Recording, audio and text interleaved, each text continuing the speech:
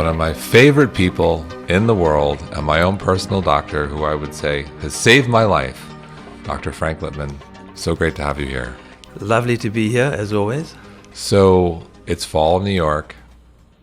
Mood tends to be on people's mind with the change of the seasons, shorter days, so forth. Let's talk about mood. Right. I mean, we don't realize that we as humans are part of nature. We are microcosms of the macrocosm. So our bodies change with the seasons. And, from summer into fall, our bodies change. And one of the things that changes is mood. And that's normal. So people shouldn't get upset. But there are ways of working around that. In Chinese medicine, it's interesting because they take that into account. And in terms of acupuncture, they'll say you get at least 4 treatments a year. And with the change of the season is one of those 4, one of the 4 treatments, with each change. So acupuncture helps, obviously. But, getting outside early in the morning, getting light, exercising, really important. More important to get sleep. And then, if you need some supplements, sometimes even probiotics can help because, most of us don't realize that the gut is a second brain. So I just saw a study fairly recently that they found certain strains of probiotics actually affect your mood.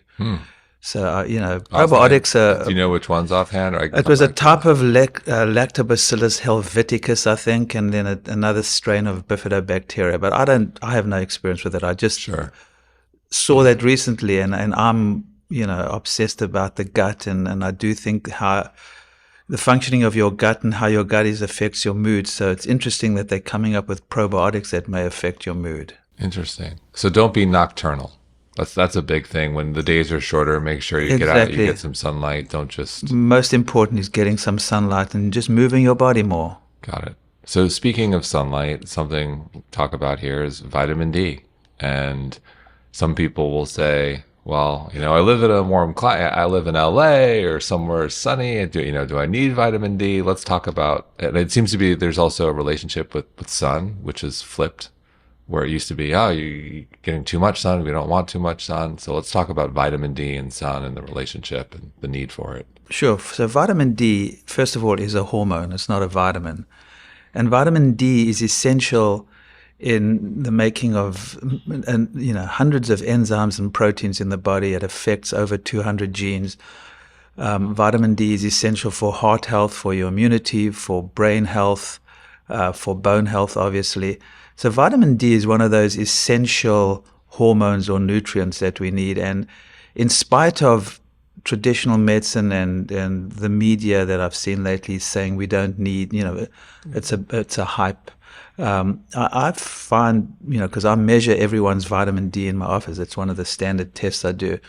And I'd say at least 70% of people I see have low vitamin D levels. Wow. So there's obviously something happening. Either we're not getting enough sun, or which is actually normally how you'd get vitamin D. The sun hits your skin and it converts something in your skin to create the active vitamin D.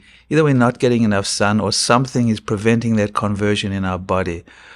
So, either you always get your vitamin D checked and either take a supplement of vitamin D. And if you are taking a supplement, I think it's important to realize that vitamin D is a fat-soluble vitamin. So always take it with fat. A lot of people just take vitamin D and they don't take it with fat. Like olive oil, coconut oil, avocado, whatever fat you're eating. But if you don't take it with fat, it's not going to be absorbed. And also vitamin D works with vitamin K. So, try to find a vitamin D which has vitamin K in and take it with fat. Vitamin K is also fat-soluble. So also, too, I know friends in the West Coast who live in California. They still have the issue. So not necessarily sun also. Exactly. I mean, when I speak to friends of mine, doctors in California, they say there's an epidemic of vitamin D deficiency too. So obviously it's not only not getting enough sun, because that is an issue, because we, petrified of the sun. We've been brainwashed to think that sun is bad. But obviously there's something about what's happening in the environment or in our bodies that's not letting us convert the sun hitting our bodies and then converting it into vitamin D. And what's interesting, I also saw another study recently showing that sun affects your microbiome. It actually helps with the diversity of your microbiome. So sun is actually good for you. You just got to be smart about it. So get some sun, have your vitamin D, and make sure you have an avocado right next to it. Absolutely. Exactly. So something else we've talked about, and you have a really interesting point of view, is this word detox, which for some people is a loaded word, but you have an opinion on what's a good detox versus a bad detox. Right. I have a strong opinion about it because I've been doing detox. But, detox is a loaded word. I think people need to understand that our body is detoxing all the time. We have detoxification systems in our body. It's a natural function of our body, our gut and our liver in particular, but our skin, our lungs. We are detoxing all the time. So to me, a detox is a way of supporting our body's natural detoxification systems. And to me, a detox is not the be-all and end-all. It's an entry point into healthy living. So what I've been doing in my practice for, 15, no more, probably at least 20 years, is starting people on this, what I would call a healthy detox, to get them to feel better and then inspire or motivate them to get, to continue eating well and living a healthier life. So I see it as an entry point to healthy living. And to me, a detox is removing the foods and the chemicals that could be affecting your detox system negatively or affecting your body negatively, and giving some nutrients to support your body's own detox system. So it's removing what could be harmful and adding or supporting nutrients to support your body's own detoxification mechanisms. That's, to me, a detox. I'm not into juice cleansers and, there's so many cleansers and detoxes out there, but that's all it is to me is that, and actually I think I did a program for some, was it mindbodygreen or something on detox? You did, but it's a healthy detox. Essentially, it's an elimination diet. Exactly. It's not, Yeah. And an emphasis on eating more of the really good stuff, vegetables, whole foods, and taking out some of the processed exactly. foods and I sugars. think when there's less strain on your body's own systems, on your own detox systems, they're going to function better. And so, on the subject of detox and all the in my wellness journey, and something you helped me deal with parasites, which we'll touch on. I tried all these crazy things, or some people think they're crazy. So like colon hydrotherapy. And I remember I asked you about it, and you were like, Well, yeah, colonics are interesting. I mean, I'm neutral. I mean, I have patients who swear by them. I tried them. It did nothing for me. Some people they do nothing for. So if someone wants to do it, that's fine. It's not something I actively recommend, but I don't think it's necessarily harmful. It's just not something I think is essential. And what your reasoning I remember I thought was really interesting, because you believe in our natural detox system, not like actually pulling something out. And you think our bodies, when they're functioning properly, do this naturally. Exactly. And then you were worried about, like, we talk about the microbiome, the gut, the second brain. It's like, you don't want to mess around with pulling stuff out. Exactly. So, yeah, I mean, it could be. I mean, I can't say I've seen patients who've had negative effects from colonics, but just, the idea of, shoving all this water up your butt, it just doesn't jive with me. That's all. I'm really not against it. And I have to say I have many patients who've told me it's really helped them. So, it's got to be Neutral. helpful. Some people swear by it. Some Yeah. people don't like it. Yeah. You're not actively prescribing it. Exactly. So on those lines of like your patients and what you're seeing, something, we've talked about, and I think is just a general theme right now culturally, is anxiety. And so when someone comes in to see you and they're suffering from anxiety, what are some of the first things you recommend in terms of diet? Well, anxiety is interesting because it's complicated. Anxiety, there's so many reasons why we're anxious, from, you can blame from your parents down to everything else. But, the first thing I do with anxiety is clean out the gut, because, just mentioned earlier, the gut being the second brain. I've seen probably hundreds of patients who, when you do a detox or you clean out the gut, you remove the foods that could be harming you, you support, sometimes you need to kill the bad bacteria, the bad guys in the gut, so you use antimicrobials. I've seen hundreds of times when we do this type of thing, anxiety gets better. Now, that's probably one cause of the anxiety. Some people need therapy. Some people need to exercise more. Some people need to sleep more or sleep better. Some people need to get more light. There's so many natural things one can do for anxiety. I use herbs a lot. There's some magic nutrients that I find just take the edge off. L-theanine is one of them. GABA is another one of them. Magnesium can help. Great for sleep too. Yeah, and sleep, often the people don't sleep properly because they're anxious or they're stressed. So I think anxiety is, obviously there's a low-grade epidemic going on, and especially in younger people. I think I see a lot of millennials and even younger who are anxious for some reason. It's very common. My daughter's a therapist and she works in my office, and her practice is full of young millennials who are anxious. So I think anxiety, probably the last resort, and definitely not the first resort, and usually it's not necessary, is drugs. There's so many healthier ways of dealing with anxiety. Sure. And one of the things I love about, there are many things I love about you, but one of the things you mentioned, drugs, you're very open to everything. And sometimes you'll say, all right, we're going to try X, Y, and Z. And then other times you said, you need to take the drug. And I remember years ago when I came to you and I my gut was all messed up and I actually was getting anxious, and I'm someone who doesn't get anxious. And you said to me, I think you have a bug, a parasite. And turns out I did. And I said, what do I do, Frank? Do I do the herbs and all this? You're like, you need to take the antibiotics and then you need to supplement with the herbs. Right. And right away I was like, no, we need to take this, period.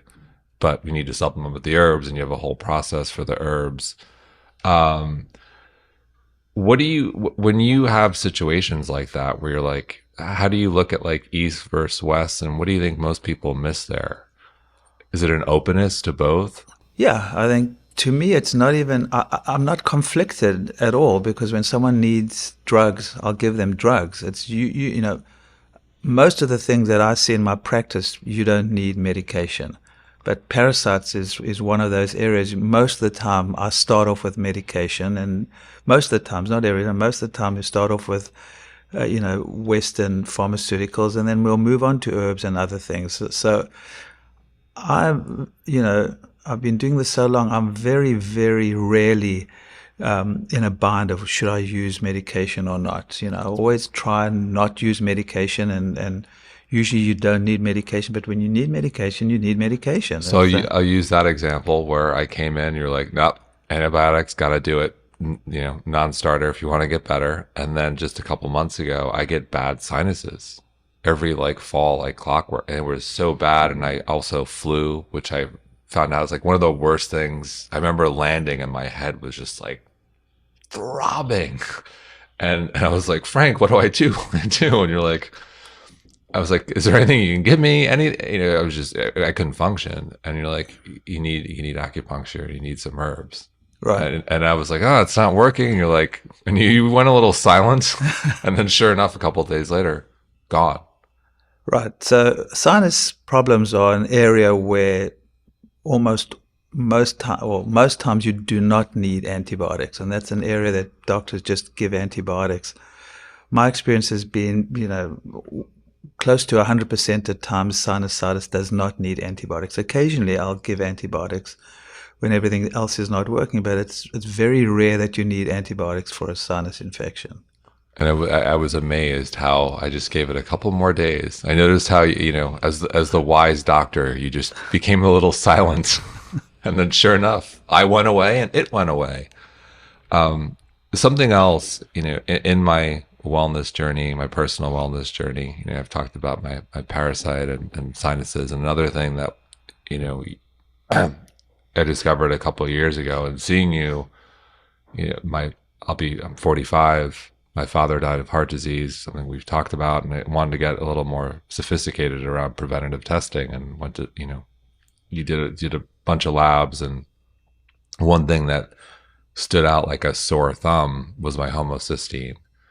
And, homocysteine is supposed to be under 15, ideally around 10.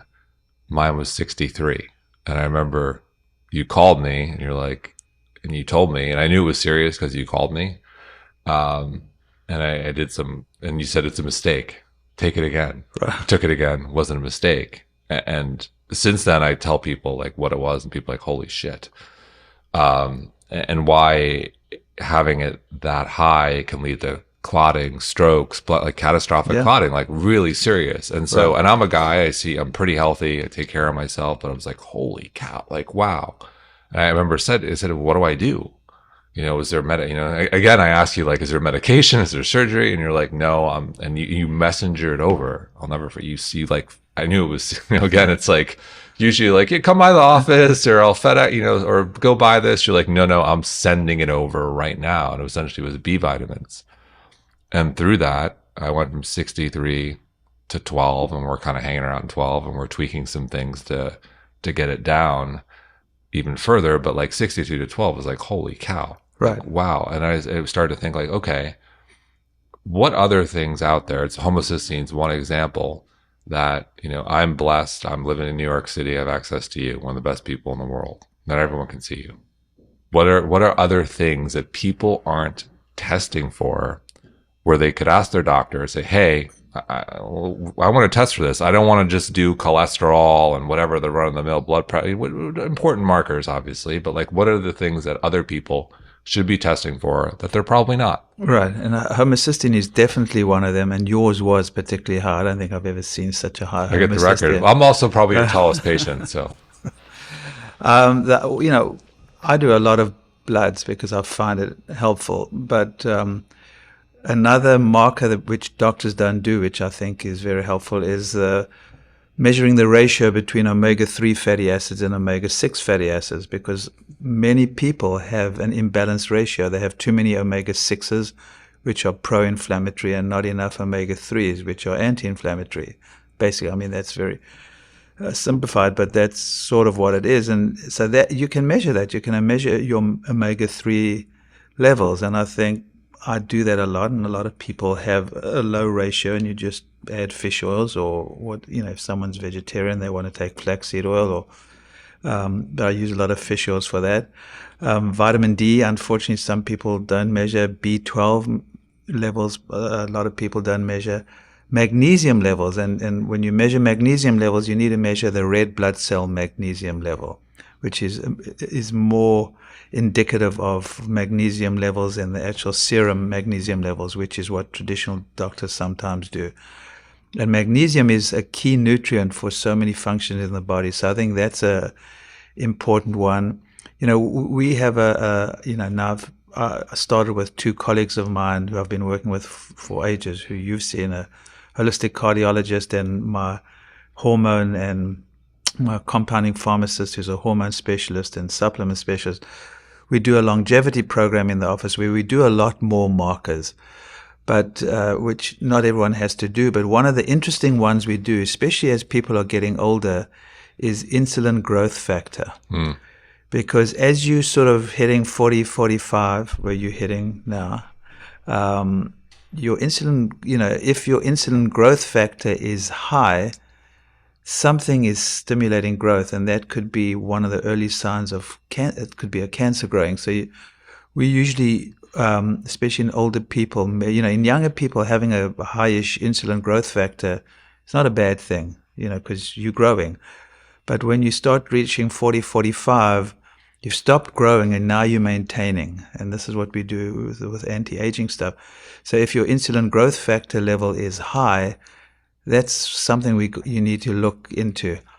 And the last test, which I think everyone should have, is an advanced lipid panel, which is much more extensive than the regular cholesterol test that your doctor does, which is really not particularly helpful.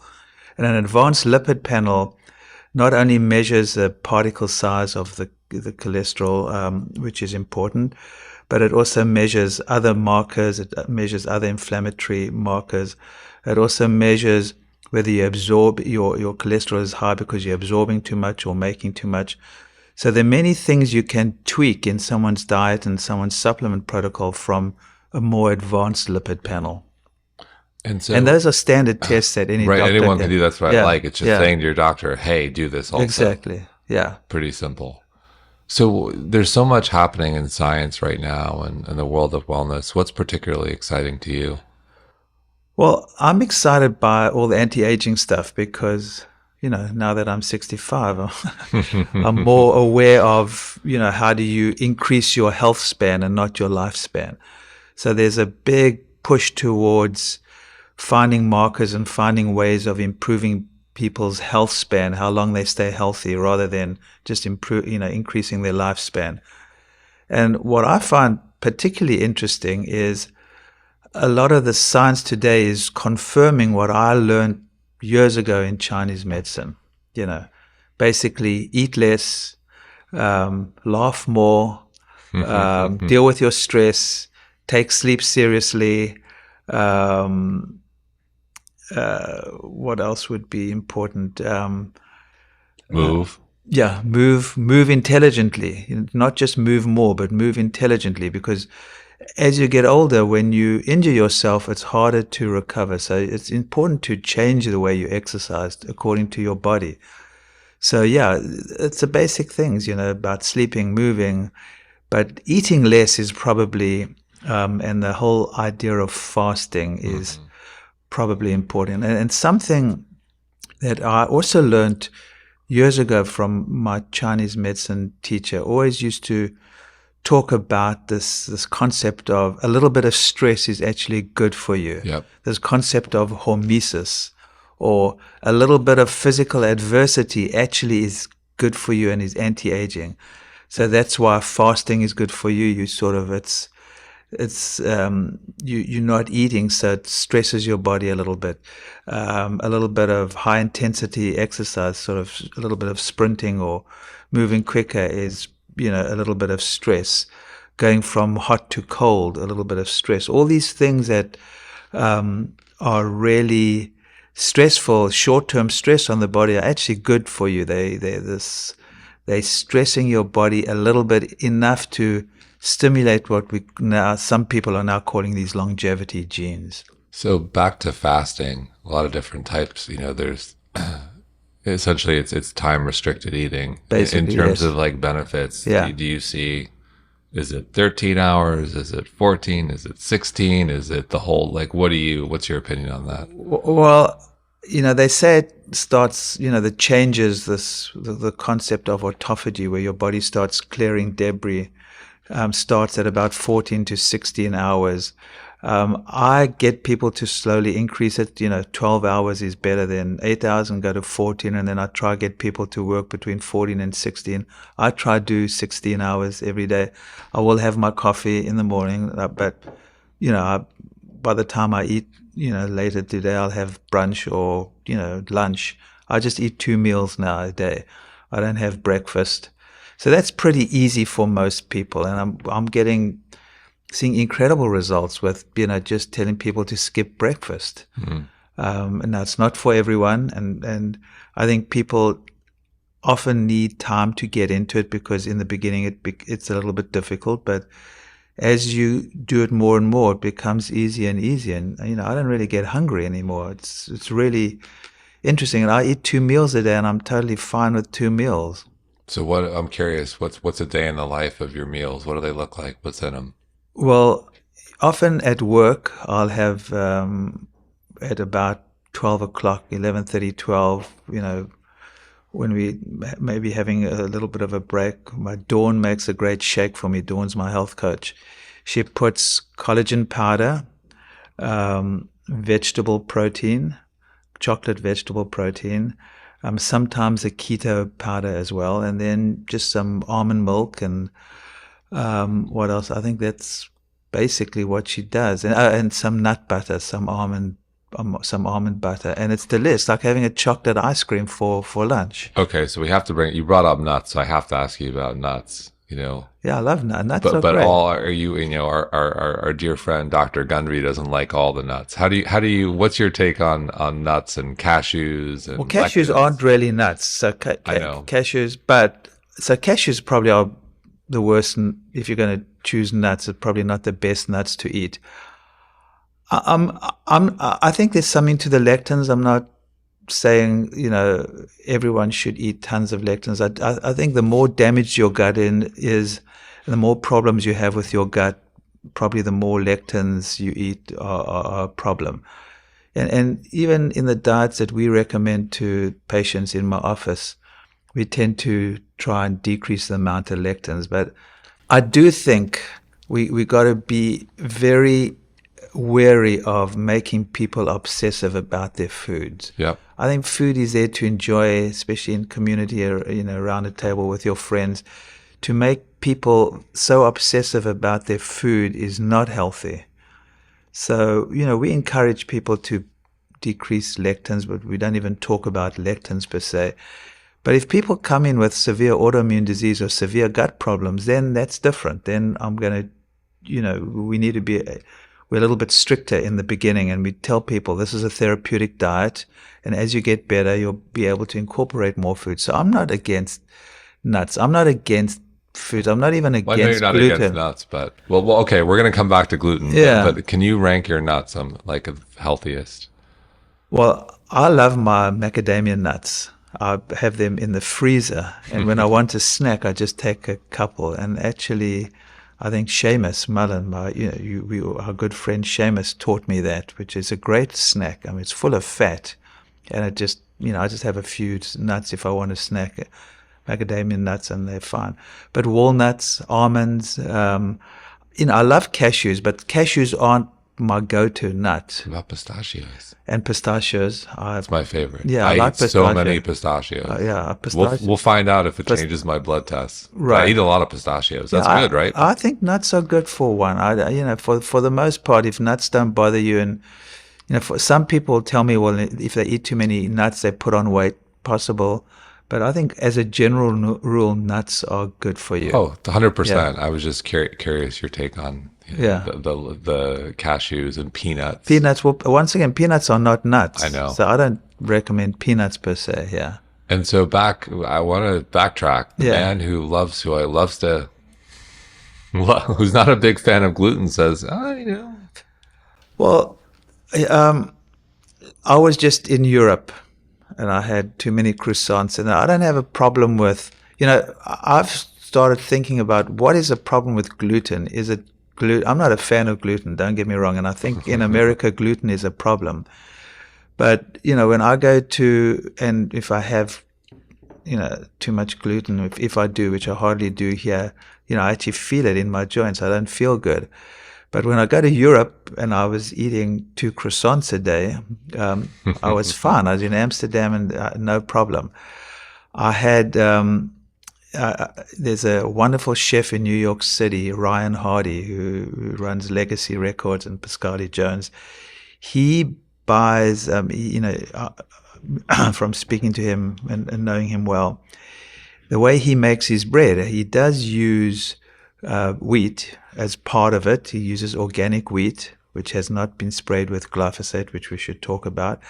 And then he ferments it for a week. He ferments these different grains together, and then he makes this most unbelievable bread I've ever tasted. It's delicious, and I can eat it, and I don't have a problem with it.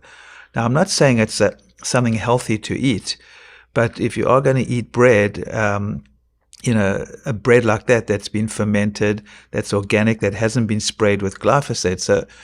So gluten is a problem. Gluten is it rather what we've done to gluten in America, and is it possibly even what we sprayed it with? Because glyphosate, which is the active ingredient in Roundup, which is used mainly on genetically modified foods, is in America used to dry crops. Most grains are dried with glyphosate. So you spray, most of the grains that we're eating have been sprayed with glyphosate, which is also a registered antibiotic. So what is the problem with the gluten? I'm not sure. So I want to go back to you eating croissants on vacation, because that made me think of someone else who we both know, also Jason Karp, who had crazy serious autoimmune Right. on the podcast, and he was saying how, he's like, I think we've all found this. You go on vacation, you're going off the diet, you're enjoying foods that maybe would give you a flare up, but you're totally fine. Right. So I'm curious, how much of it is it, in your opinion, being on vacation, a little bit more relaxed and less stress? And let's talk about that. That's something Absolutely. that's hard to measure. Of course, it could be that. No question it could be that. I don't think it's just that, because I've heard too many times people telling me the same thing. And, I definitely can eat more gluten in Europe than I can eat here. There's no question. And I've heard this hundreds, probably thousands of times now from patients, Sure. all saying the same thing. Sure. But I agree with you. I think, is it partly, not having stress and being on vacation? I'm sure that's part of it. Yeah. But I guess where I'm traveling is within our world, the wellness world. For some people, it's like, okay, something's wrong, and they change their diet, and they go from feeling terrible and struggling to feeling amazing. And often, those choices and the diets they embrace can become religion. And then what you see happen is like there starts to become like stress around Absolutely. the choices. And something I think we see a bit now is there becomes so much stress. Like, okay, we're going out to dinner as a birthday celebration, and the stress, would you argue that sometimes the stress around making the healthy food choice can often be worse than being not stressed about making the more, let's just say, indulgent choice? I haven't. My answer is absolutely yes. I think the stress of and being neurotic and dogmatic about it is probably worse for you than eating a little bit. Now, some people really get a flare up with certain Sure. foods. And the more balanced someone's microbiome is, the less chance that's going to happen. But yes, I think the stress and of eating this food is worse. So I think, yes, I agree with you. I think that's a problem, and I think that's happening in many aspects of our life today, because we're all measuring different things. We're measuring our sleep. So the concept of orthorexia, being neurotic about your food, and now there's this concept of orthosomnia, when you're measuring your sleep, and if you don't sleep properly, So I think we've got to be careful of that, because I think those are real. As I've joked, I know when I don't sleep well. Yeah. I don't need a reminder of it. Right. So, but now with this biohacking and everyone measuring everything, it makes some people it's very helpful for, and I find it helpful, but for some people it makes them more neurotic. It's not healthy. And it's a balance. I use the example of, okay, I do these extensive labs with you now, but then I find out things like, holy cow, I've got this crazy marker that if I didn't do anything about, like, Exactly. could be not a good thing. And so through supplements, I'm okay now, and we're ahead of it. And like, that's a good example of like where more information and a little bit of Exactly. biohacking is a very good preventative thing. Absolutely. But then it can go a little, too far, and then you can become too stressed about it, and then it's Absolutely. And that's why I say, when people ask me, give me your anti-aging tips in a line, it's like, eat less and laugh more. You got to have some humor about it, and you got to loosen up. Yeah. I love it. We're going to close on that. Dr. Frank Lipman, we love you. Thanks Thanks for everything you do. Thank you. Thank you.